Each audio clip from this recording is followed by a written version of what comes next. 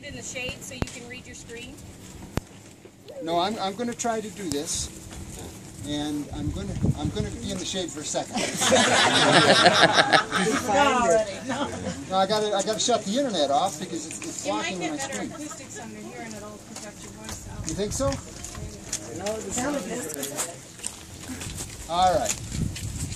I'm going to do some reading of stuff today, and part of that is because I've been in and out of the hospital a lot, as I've said, and the prednisone has affected my brain. Now, my sister, who is here, where is she? She's hiding. Somewhere she's there.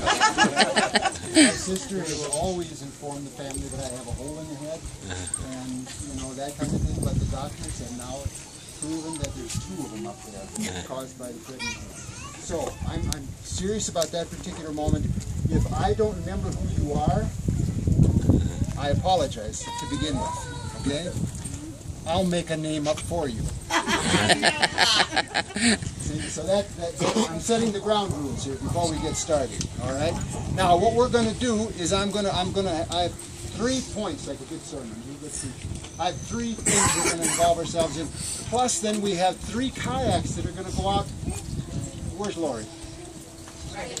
Lori, how far away are you going to go? To the other side. To the other side. Lori's going to take 2 other people with her, and they're going to take the ashes. Pardon? Just out here a little ways, especially if it gets windy. Okay. And we're going to take the ashes, and we're going to be illegal. And this is going to be a secret. None of you can tell anyone. Take the ashes into the lake. Tell them about what? What's that? What was your name again, sir? Make one up. Yeah, make one up. There ain't no way I'm going to make a name up about you, man. Chicken. You betcha. You betcha. I've seen your motorcycle and I know your guns. Okay, so anyway, I'm going to get started here, all right? And I'm just going to read a little bit and get it going. As I prepared for this time, thousands of thoughts went through my head. Questions, feelings, consumed me. He was and is my brother. To others of you, he was uncle, grandpa, father, cousins, and friend.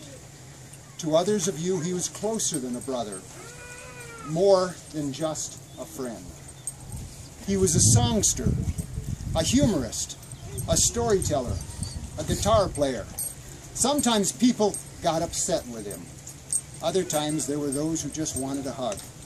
Some would laugh, some would storm out of the room where he was playing, but none could say that they didn't know that he wasn't there. Some would say, "Hey, bro." Others would say, "Hey, Mo, what's happening?" Inevitably, he would sit, talk, and out would come a story. Today we're going to share the early years, the middle years, and what I'm calling the final years. From the early years, Bob is survived by members of our family. We have my sister Deanna here.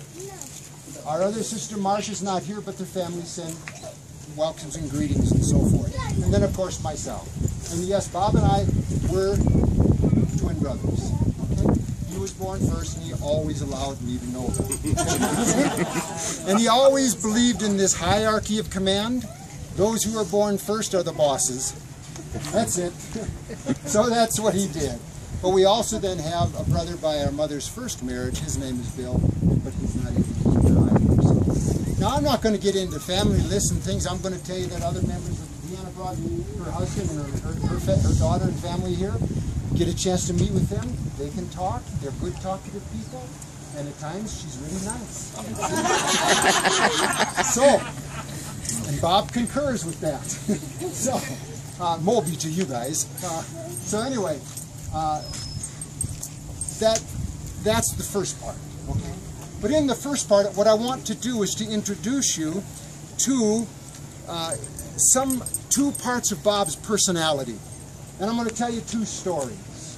The first story is that when we were young boys, we had joined the Boy Scouts, and many of you never knew that Bob was a part of the Boy Scouts. But Bob went on to become not just a regular Boy Scout, he went on to become a Life Scout. And he was just a few merit badges short of being an Eagle Scout. which is the highest honor they're going to give. And the only reason he didn't achieve that is because they closed the troop down and moved it 20 miles away. And when you're living in the housing projects, transportation was just too much to pull off on that one. And Bob said that's okay. But he carried children with him throughout his entire life. He carried children with him in the work that he wanted to do. And some of you will tell that story.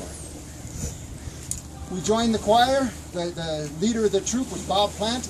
Bob came and he wanted to create a boys' choir. We were in the housing projects, and housing project kids didn't always get first chance to sing in the state capitol building. In fact, few people got the chance to sing there. But Bob went there, talked to the governor, and said, "Can we do it?" The governor said no. So, and by that I mean Bob Plant. So Bob kept coming back to us as boys and saying, "We're going to sing in the capitol building." We get called, no. "We're going to sing in the capitol building, no." So Mr. Plant kept putting the choir together, and Brother Bob and myself and many others, we sang as backup singers to a young boy by the name of Thaddeus Toombs. Thaddeus Toombs, if Thaddeus hadn't gotten involved in drugs, he would have been the caliber of Michael Jackson with his voice. He was a phenomenal singer. And Thaddeus would sing, and he would lead the whole choir. And as he would be singing, he had a black gospel kind of sound to him. So he would be singing, and he would get this choir pumped up, and all of us boys got excited about singing with Thaddeus. And then one day, totally out of the blue, now I promised I was going to try not to choke up. Bob always wanted to sing. There was something inside of him, not just a voice, but there was something percolating inside of him that caused him to want to sing. And anytime he got a chance to even sing back up to Thaddeus, he was excited. And there we were in the Rotunda building, state capitol building in Minnesota. Thaddeus is singing like he's never sung before. And right in the middle of the song, he stopped the song and he turned around and he pointed to Bob and he said, "You." Put him alongside. The rest of us sang backup. Thaddeus and Bob sang lead. That was when he was about 10 years old. Okay? So what we're talking about is inside that personality, inside that young boy who was living inside the housing projects. And I'm not going to get into the details of all the junk that we as children went through. All I'm going to do is say that inside of that furnace, there was a furnace that was burning.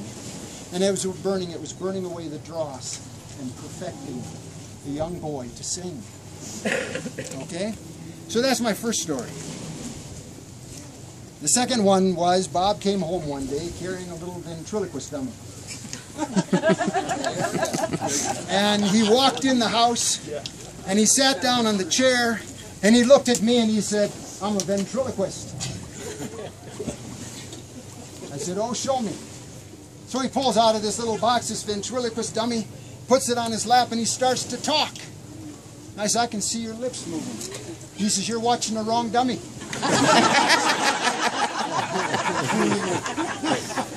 Right then and there, he knew, because I laughed, he knew that he was going to have an audience. But he also learned something. There could be a kind of a self-depreciating process without condemning yourself that would allow others to laugh at themselves as well. So as a young boy, he was able to take those two thoughts and carry them on. Now, as I said before, I'm not going to get into a lot of our background, our past. Those of you who know us know some of the junk. But what I will do is simply say now, those are the early years. A young boy that was born into a family, a young boy that said, "I know I can do something," and he dared to stay in that neighborhood, in that community, and he dared to do it. Okay? So that's my brother. That's your brother. That's our brother. Okay? And that's your uncle, great uncle, your brother-in-law, and all that kind of stuff, And that's your friend. Your brother. Yes. Yeah. So right now, all the people I knew, Joe and I were probably closer than anybody else. And I think we should get a hug. Turk? This is Turk. Remember? Yeah. See, I can introduce you to the early years. But the truth of the matter is Bob moved away. and Bob moved to Colorado. And when Bob moved to Colorado, Bob stopped existing. A new person was born. And that person is the person that many of you, now when I say, oh yeah, Bob, you say, who's Bob? You say, Moby? Yeah, this is Moby. So what I'd like you to do is I've sat yesterday at the acoustic place there, the concert place, listening to people come and sit up, walk up to me and tell me stories about my brother. See? And some of you have got some really, really nice, gentle stories. Some of you have stories that I'm going to ask you don't tell. See?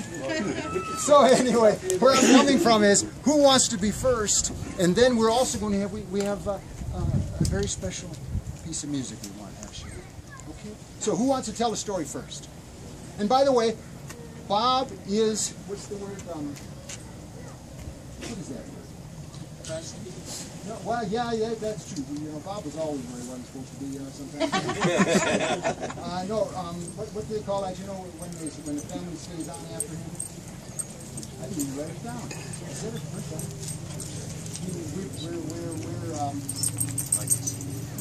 Well, no, I like to see, but you know. Survived by, yes. So now, okay, Bob is survived by us. But Moby is survived by 2 daughters, stepdaughters, okay? We have Heather and we have Shannon. Heather, where are you? Where's Heather? Back there? Heather's back there. She has to stand up. She's sitting down. Shannon is right there. Please, their families are here. Take time to get to know them, get time to meet them, greet them, give them hugs, do everything you possibly can. This is the surviving family to Moby. You've got to know that. And he loved them. I'm going to stop right there. So, who's got the first story? The middle years, the Colorado years. Who is Moby? Tell us something about Moby. Turk's going to be first, okay? I met Moby when they had a thing up here, Rex and Chuck and a bunch of guys put together a thing called the Grand Jam up here in Granby. Anyway, they had a Atlanta Rhythm section and a couple of other bands. It was Granby. Yeah. Okay. Silver Creek. That's right, Silver Creek. Okay, so Rex Frazier, who was an integral part of this, who actually was one of the guys that put this together when I got up there, he came over and he grabbed a hold of me and he said, man, I got somebody you got to meet. Okay. Who? Can't tell you, you just got to meet him. Okay. So he drags me over to this beat to crap old Ford van in a blue, like a robin's egg blue van, Ford van. And this is like probably 12:30 in the afternoon. Okay. Bang on the door, no movement. Bang on the door again, no movement. Finally, door swings open and out comes this guy, bare feet, hair in a mess, beard down to here, and a pair of big overalls. That's Moby. He stepped out of that van, and we had an instantaneous connection. Okay, and it was from that point on that Moby became my brother. And You woke him up. I woke him up, and he wasn't really happy about it either. You know, I mean, he started cussing me out. Right Well, we won't repeat that. But that's how I met. That's how I met. What year was that? That would have been. It was 80 something. 82? 1982. Because It was supposed to be them and Camp Pete and a bunch of different ones up there. Yeah. It would have been early 80s.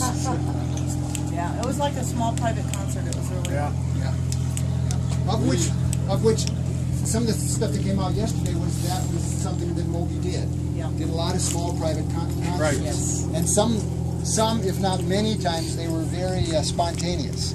He had the guitar with him. In fact, he often had the guitar that Allie's holding there. And Well, every time you came to my house, it was a concert. yeah. Every time. It did it. he would always come to my place with a new tune. He'd call me up and he'd say, "Hey man, I just wrote another song." He said, "I want to try it out on somebody." Come on over, and we'd sit there for hours. Yeah. And he'd go through his whole routine. Yeah. You know, and I would get to be the first one to hear his new songs. And in 40 years of knowing the man, it didn't make any difference where he was on the planet. He would disappear for months at a time, but it didn't make any difference. I would always hear from him at least once a week.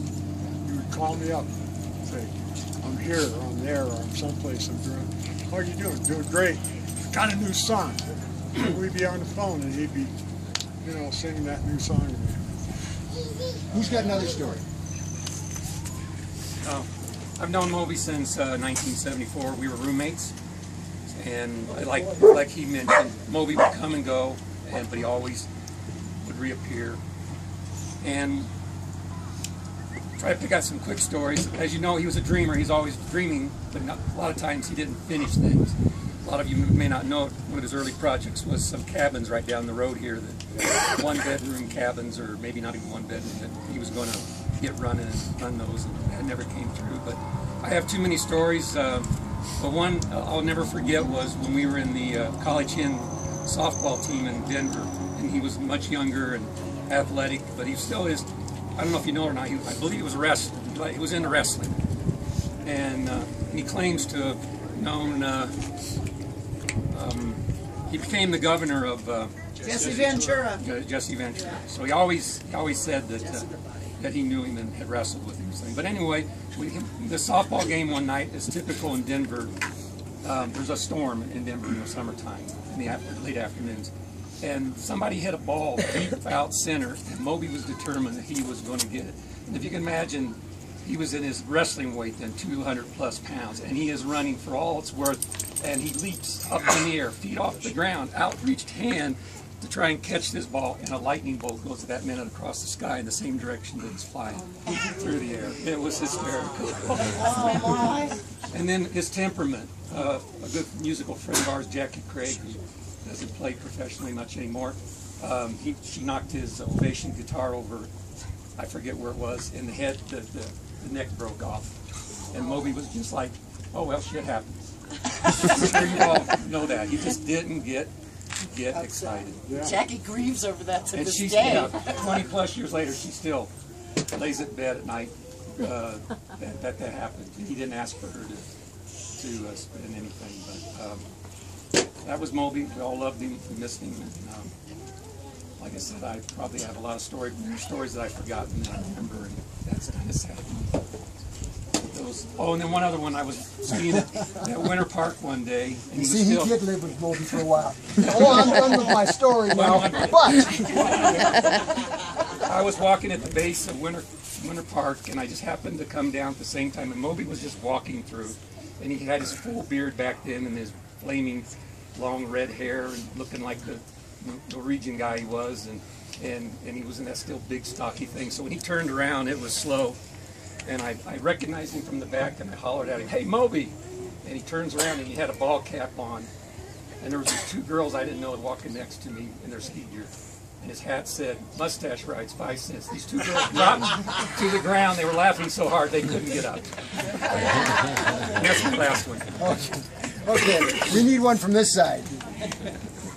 That's way back. Yeah, that's on Facebook right now. Oh, is it? Is Yeah, it? yeah. I put it on the one. Yeah. So I do it. Yes. I took it from you. Well, When you emailed me, so it's probably on Facebook. we moved from Zurich, Switzerland to Grand Lake, Colorado in '95. And we met Moby that year, 95, 96. He was playing music at the David Haven, telling stories, and he brought up there a ventriloquist. And it was a very awesome show, and we connected just right away, our daughters, Egon and me. And he was in Grand Lake or Grand County for quite a few years. But I would say he was 300 pounds. That's why you Moby and Bart, 2 tons of fun. Yeah, 2 times a month. So, and then he disappeared for a couple, 3, 4 years. I don't remember, it's too long ago. So, but all of a sudden, he called me baby doll, like probably a lot of you female friends. But then here I'm at the Wakanda outside, and here comes this man up to me and says, "Hey, baby doll." And I said, "What?" Only one person calls me that. That's Moby. Is it you? I didn't recognize him to the beginning. It was so fun. But then, yeah, all those years, he played at the Wakanda, he played in town, and I just know one thing. Nobody will ever replace Moby in our hearts, in our memories, and we will miss him the rest of our life. Thank you. I think also that you talk about the girls being Moby's family, but we're all Moby's family. I've known Moby since Dr. Generosity's. I moved here in 1975 and I worked in Winter Park at Dr. Generosity's. And him and Bart would play music up there. And he used to be a carpet layer. He used to lay carpet with Rex and the guys. They laid carpet in our house in Fraser. And Moby, as everybody knows, always had one scheme or another going on to get rich. And his richness was his love for all of us. He always talked about money rich, but he didn't need money. He really didn't. And he made all of us rich. He did. And Carl's just freaking me out, man. Well, her biggest problem is she confessed it. She confessed it earlier. She said she was stunned by the fact that when Bob came around, you know, that there was such a handsome dude around. She never thought there would be two. Your turn, sir. My name is Monty Andrus at Rocky Mountain Fish Mill in Granby. I met Moby around 86, almost 30 years. A lot of stories I have also, but he wanted to do a lot for everybody. As the family knows, he had health problems, and he didn't let that stop him. He wanted to do his thing, and he promoted people in everywhere he went. And the one thing that I would emphasize that I really liked about the man was he promoted children. He could be in a bar and talk some pretty raunchy stories and jokes. And tomorrow he'd do a program with the church or a family organization and have stories that were family oriented and the right language and attitude. If there was a restaurant or bar where children were, he would invite those kids up to be part of his program. And even when they were bashful, he would, you know, he loved to get the audience involved. And he'd get that audience going, and the kids would finally come up. And when they left there to go back to the seat, they had smiles on their face, and they found out they could do something else and be happy and good kids. And he helped make those kids. And so I really appreciated what he did that way. And a couple of times, which part of the story you didn't tell, was when there was an urgent need, Bob would step forward. And if he had to, he'd drive from down south to north to be there, to bring people together to do some fundraising and help you out. And oftentimes, I would know about it because Bob had this habit of calling me at 2:30 in the morning. So at 2:30 in the morning, he would say, "Now we had this great concert. I didn't make any money. I didn't even cover my gas, you know. But we raised a lot of money to help so-and-so, you know." And so that was part of that mystique. Okay. Who else would like to? Jim. So we met Moby, my wife and I met Moby at Rude Awakening a few years back. He popped into the cabin, he said, "Hey, really like what you do," and we sat down and started talking. It began a long-term love for each other. And he came and spent the weekend with us down in our home. And Jim and Steph came, and Jim and I had a gig that night. And Moby unfortunately learned from my wife that I'm a huge fan of Pringles. So Jim and I are up there playing. Everybody's in this restaurant bar, and this kid walks up to give us a tip. In our tip bucket, it's a big can of Pringles. Another kid walks up, big can of Pringles. He had gone to Walmart and bought about 20 cans of Pringles, and all of our tips that night. We had a pile of Pringle cans, and it was hysterical. And we brought them home, and we did get through the Pringles.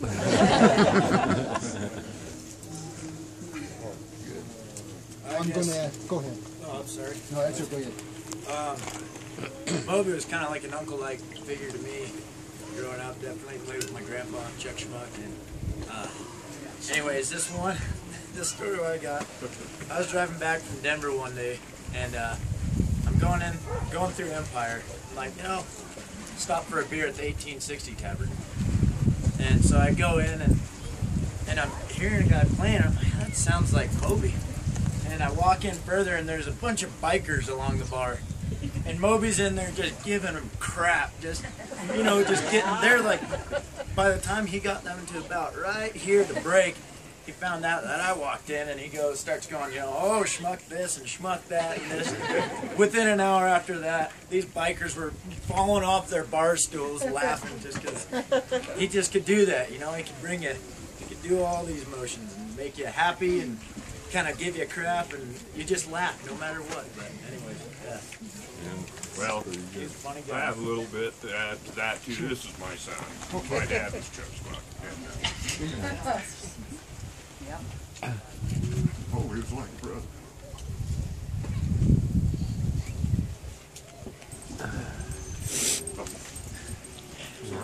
That's all right. That's all right.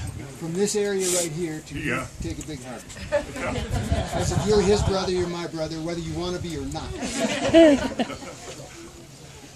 But last time we saw Moby was probably summer before last at Fat Cat.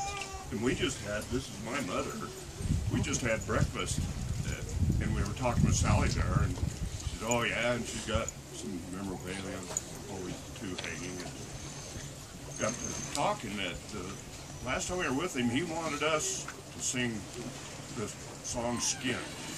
That was one of my dad's favorites that he was requesting it all the time. And we couldn't think of this tune, so he pulled up the lyrics right there. We ended up doing it. And we've done it a couple times since. As a matter of fact, last weekend at the Lariat, we did it once for Father's Day. It's fitting. But, Moby is such a strong memory and such a heart. It meant so much. Like I said, you take a hug from him, my brother. Okay. I'm going to ask Allie. Allie is going to share with us a song. The guitar she's using is a guitar that Moby gave to Allie, and they spent some time together talking about music and working on stuff, and so now she's giving back out of the guitar. Allie, you're on. This is Shannon's daughter, by the way. So it was her grandpa. Pardon? So I wrote something to read because I knew I'd forget what I wanted to say. And I'll try to get through it. I always heard about my grandpa Moby growing up. I knew he was a wonderful musician, and I knew that he had had such an impact on my mom. So I was very excited when a couple years ago at Thanksgiving time I had the opportunity to meet this near legendary figure. He and I seemed to click immediately, even though I only knew him for an extremely brief time. We connected over a common love for music and songwriting. I remember sitting in my aunt's living room playing guitar and singing with him, and he encouraged me in my very young singing career. Knowing that he was proud of me and thought that I had potential was inspiring, motivating, and invaluable to a teenage girl who had a passion for music. It is an honor to know that he chose me to inherit his guitar, something I feel I don't deserve. But I thought it was appropriate. Sorry.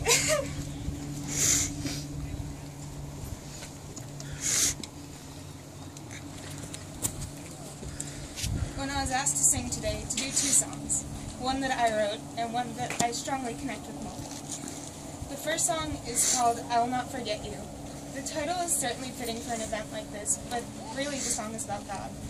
I wrote this as a reminder that no matter what goes on around us and how we may feel, God is present with His people and His love never fades.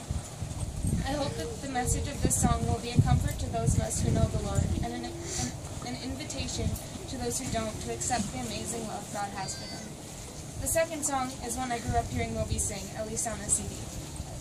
Every time I hear it, I think of him and it makes me smile, so I wanted to sing it for you all as a tribute to him. And, if I can... Thanks. Yeah, let's hope I can get through this. So, like I said, the first song is one that I wrote, and I wanted to do one that I wrote because he was a songwriter, and he seemed really touched that I wanted to do that as well. And I'm a young Christian singer-songwriter, and this song, I got the idea of it from a verse, so I thought I'd share it with you guys. It's from Isaiah 49:13-15. Shout for joy, O heavens, rejoice, O earth, burst into song, O mountains. For the Lord comforts His people and will have compassion on His afflicted ones. But Zion said, the Lord has forgotten me, the Lord has forsaken me. Can a mother forget the baby at her breast and have no compassion on the child she has born? Though she may forget, I will not forget you. So let's see if I can do it. Thank you.